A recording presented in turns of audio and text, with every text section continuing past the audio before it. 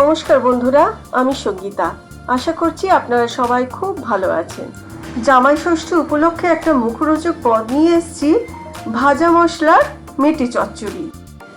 জামাই ষষ্ঠীর দুপুরে গরম ভাত আর ঝাল ঝাল মেটে চচ্চড়ি মানে জমে যাওয়া বাঙালি খাওয়া। তাহলে চলুন আবার রান্নাঘরে দেখি আমি কিভাবে বানাই।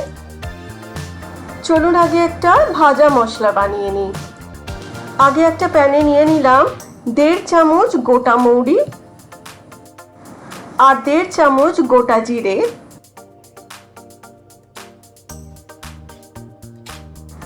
আর নিয়ে নিলাম 2-3টে শুকনো লঙ্কা। এবার এগুলোকে শুকনো প্যানে ভালো করে ভেজে নেব যতক্ষণ না খুব সুন্দর একটা গন্ধ বেরিয়ে আসে।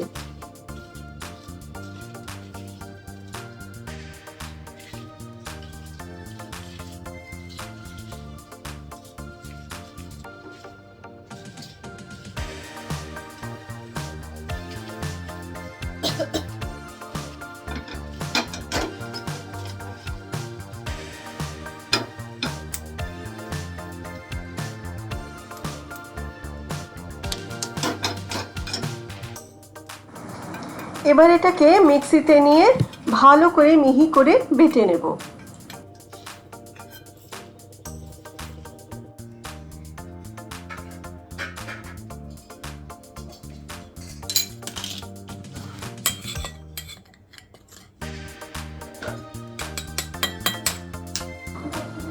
চলুন এবার রান্নাটা শুরু করা যাক। এবার একটা কড়াইতে 2-3 চামচ সর্ষের তেল দিয়ে দেব।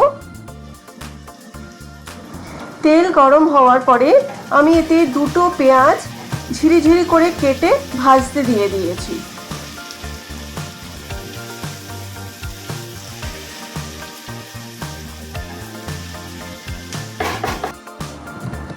এতে 1 চামচ নুন দিয়ে দিলাম যাতে পেঁয়াজটা তাড়াতাড়ি সফট হয়ে যায় আর জল বেরিয়ে আসে।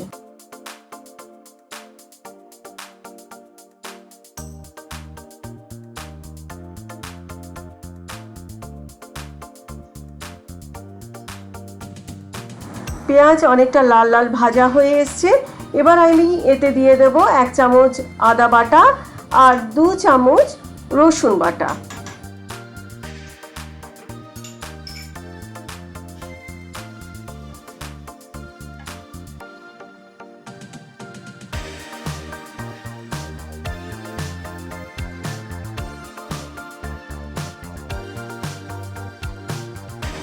মশলা কিছুক্ষণ কষানোর পর আমি এতে দিয়ে দেব ভালো করে ধুয়ে রাখা 500 গ্রাম মেটে।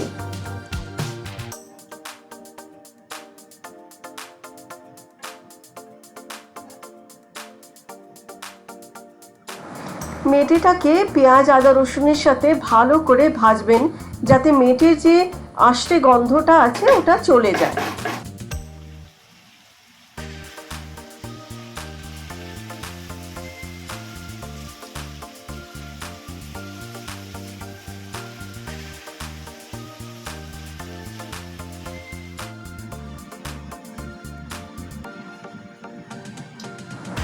অনেকক্ষণ ভাজার পর আমি এতে দিয়ে দেব 1/2 কাপ টমেটো পিউরি। আপনারা চাইলে টমেটো কুচিও দিতে পারেন, তবে টমেটো পিউরিটা দিলে ভালো রং হয়।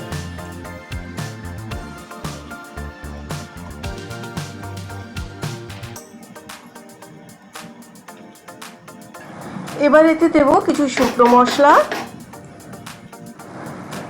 1 চামচ হলুদ গুঁড়ো, 1 চামচ লাল লঙ্কার গুঁড়ো, 1 চামচ ধনে গুঁড়ো, 1 চামচ গরম মশলা গুঁড়ো, 1 চামচ গোলমরিচের গুঁড়ো, 1 চামচ লবণ বা নুন। এবার এই সব মশলাগুলো দিয়ে মেটেটাকে ভালো করে কষুন।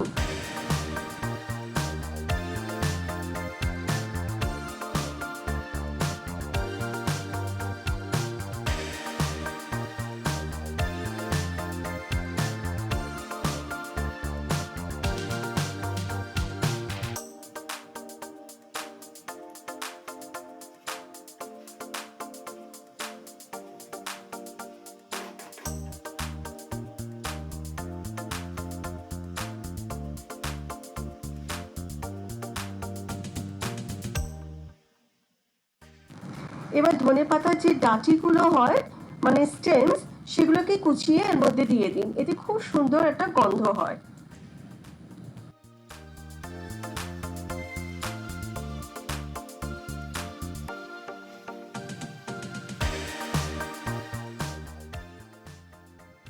কষাতে কষাতে মেথিটা প্রায় সেদ্ধ হয়ে এসছে। আর বাকিটা কষানোর জন্য আমি 1/2 কাপ জল দিয়ে দিলাম।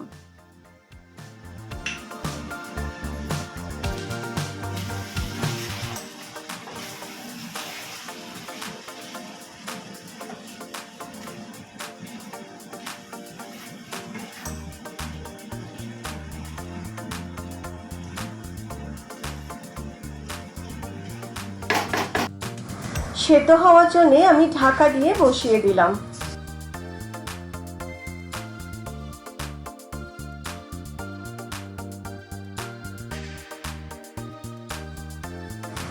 আমি 2-3টে কাঁচা লঙ্কা কুচিয়ে দিয়ে দিলাম।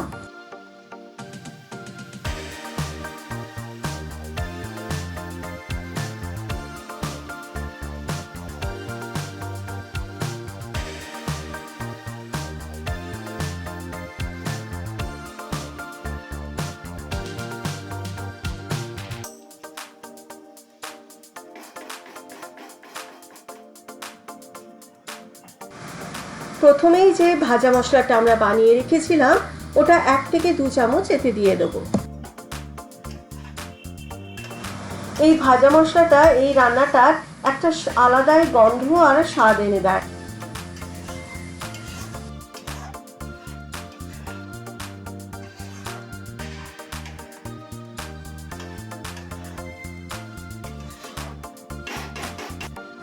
মেথি চচ্চড়ি আমাদের রেডি। এবার অনেকটা ধনেপাতা দিয়ে এটা পরিবেশন করুন।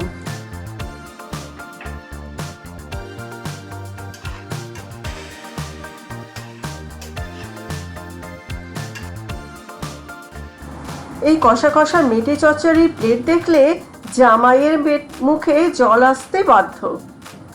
আপনারা জামাই ষষ্ঠীতে এমন একটা আমার মতন প্ল্যাটারটাও তৈরি করতে পারেন, যাতে থাকতে পারে পোলাও, বাসন্তী পোলাও, মেথি চচ্চড়ি আর চিতল মিঠা। আর এই প্ল্যাটার দিয়ে জামাই ষষ্ঠীর দুপুরটা একেবারে জমে যাবে।